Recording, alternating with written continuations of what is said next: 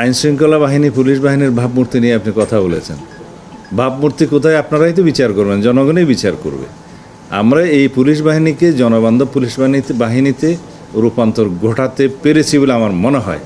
তাদেরকে নৈতিকভাবে আমাদের উৎসাহিত করা দরকার এবং তারা যাতে সামনে জনপ্রত্যাশা অনুযায়ী, আইন অনুযায়ী আইনের শাসন বাস্তবায়নের জন্য কাজ করে, সেজন্য তাদেরকে উৎসাহিত করা দরকার।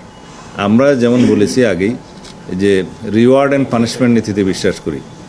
ভালো কাজের জন্য স্বীকৃতি, মন্দ কাজের জন্য তিরস্কার, শিষ্টের পালন এবং দুষ্টের দমন, এটা আমাদের নীতি। তা আমরা বাস্তবে সেটা ইনশাআল্লাহ প্রমাণ করতে সক্ষম হয়েছি। এর মধ্যে সামনের দিনে দেখা যাবে আমরা কতটুকু সফল হই। টিআইবি রিপোর্টটা আমার সামনে নাই, আর টিআইবি রিপোর্ট করে পত্রিকার কাটিংয়ের উপরে। টিআইবি কোনো তদন্ত করে না, টিআইবি প্রকৃত ঘটনা জাজ করে তারপরে কোনো স্টেটমেন্ট দেয় না। আমাদের সামনে যেটা আছে সেটা হলো পুলিশের অপরাধ চিত্র, এবং সেই অপরাধ চিত্রটা জেলা থেকে আমরা কালেকশন করি, এটা আমাদের রুটিন ওয়ার্ক, এবং সেটা প্রকৃত তথ্য। আর পত্রিকান্তরে অনেক খবর প্রকাশিত হয়, সেগুলো আমরা অবশ্যই নজরে আনি এবং সেগুলো খোঁজখবর নেই। প্রত্যেকটা ঘটনা যে সঠিক সেরকম বলা যাবে না, তবে যেহেতু পত্রিকার লেখার স্বাধীনতা আছে, সেগুলো আছে এবং সেগুলো আমরা যথাযথভাবে পরীক্ষা নিরীক্ষা করার জন্য পাঠাই।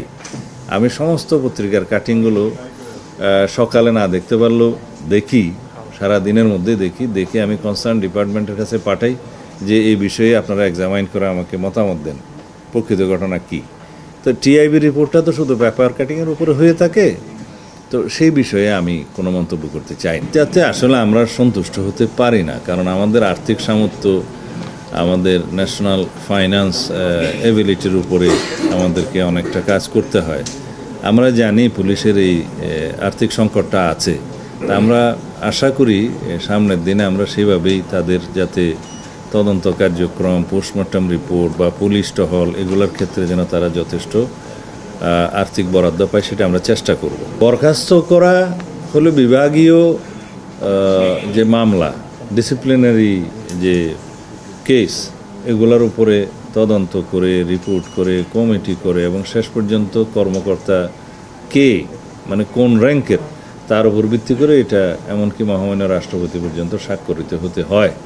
তো সেগুলো আমাদের চালু আছে। যাদের কথা আপনারা ইশারা ইঙ্গিতে বলছেন, তাদের প্রত্যেকের বিরুদ্ধে বিভাগীয় মামলা রুজু করা হয়েছে, অনেকগুলো রুজু করা হয়েছে, সেগুলো চলমান আছে। কারোটা হয়তো সমাপ্তির পর্যায়ে আছে। তখন সেইভাবে বিভাগীয় মামলায় কী হয় দেখে আমরা সেই ব্যবস্থাটা বলতে পারবো। এখনও কোনোটার হয়তো কার্যক্রম শেষ হয়নি, শেষের দিকে আছে। আর তাদের অনেকের বিরুদ্ধে আইসিটি কোর্টে মামলা আছে, প্যানাল কোর্টের মামলা আছে। সেই মামলাগুলোতে তারা সে আইন মাফিক বিচারের সম্মুখীন হবে।